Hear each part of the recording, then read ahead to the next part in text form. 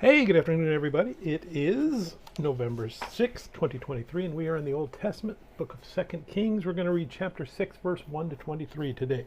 All right, so we're continuing with Elisha, the prophet.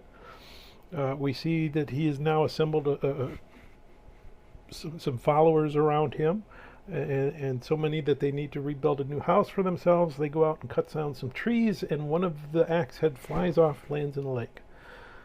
And we see a really strange miracle because Elisha comes out and throws a stick and the axe head floats. And they get the axe head. What does that miracle teach us today? Well, I guess at its core, trust in the Lord. The Lord will provide a way. And to emphasize that even more, we get a bigger miracle that's on that same vein of trust. You know what? The God will make a way for you. Where there doesn't seem to be a way, God makes a way. Because now we get the Syrians come and they attack.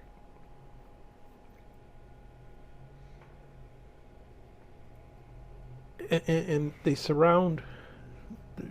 They're going to attack Samaria, and they understand Elisha is prophesying where they're going and what they're doing.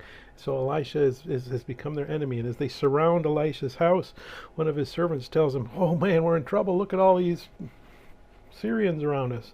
And Elisha tells him, "Hey, you know what? Trust in the Lord."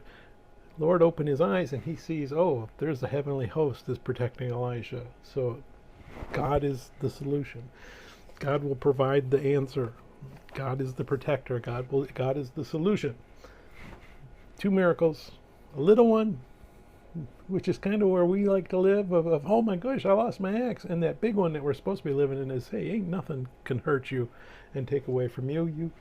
If you're on God's side, you're going to heaven, and that heavenly reward beats anything else on this earth.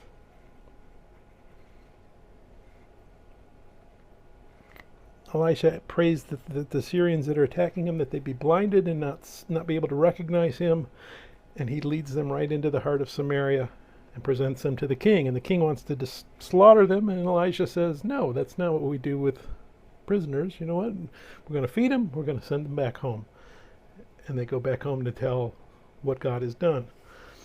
And we see a little blurb that hey, under the Aramean law and the social customs, you know what? You were hospitable to me. Now I can't come back and attack you right away. So there's a little bit of a peace that breaks out. Doesn't last very long, but it's there. So let's go ahead. We're going to read 2 Kings chapter 6, verse 1 to 23. And the sons of the prophets said to Elisha, "So now the place where we dwell with you is too small for us. Please let us go to the Jordan. Let every man take a beam from there, and let us make there a place where we may dwell." So he answered, "Go." And then one said, "Please consent to go with your servants." And he answered, "I will go." So he went with them, and when they came to the Jordan, they cut down trees. But as one was cutting down a tree, the iron axe head fell into the water. And he cried out and said, "Alas, master, for it was borrowed." So the man of God said, "Where did it fall?" And he showed him the place. So he cut off a stick and threw it in there. And he made the iron float. Therefore he said, "Pick it up for yourself." So he reached out his hand and he took it. Now the king of Syria was making war against Israel, and he consulted with his servants, saying, "My camp will be in such and such a place." And the man of God sent to the king of Israel, saying, "Beware that you do not pass this place, for the Syrians are coming down there." Then the king of Israel sent someone to the place of which the man of God had told him. Thus he warned him, and he was watchful there, not just once or twice. Therefore the heart of the king of Syria was greatly troubled by this thing, and he called his servants and said to them, "Will you not show me which of us is for the king of Israel?"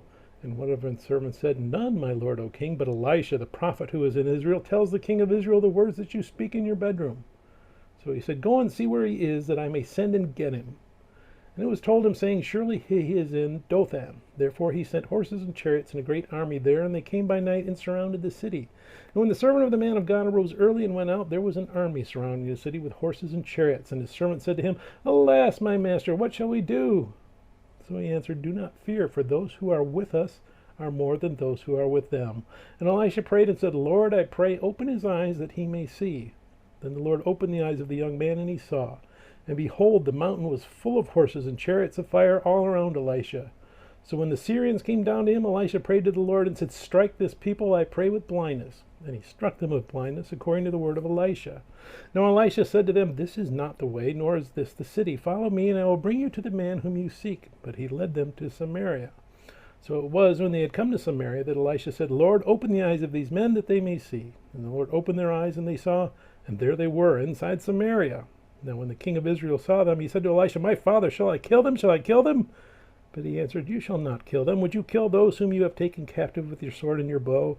Set food and water before them, that they may eat and drink and go to their master. And he prepared a great feast for them, and after they ate and drank, he sent them away, and they went to their master. So the bands of Syrian raiders came no more into the land of Israel. May God bless the reading of his word. May God bless you. Bye.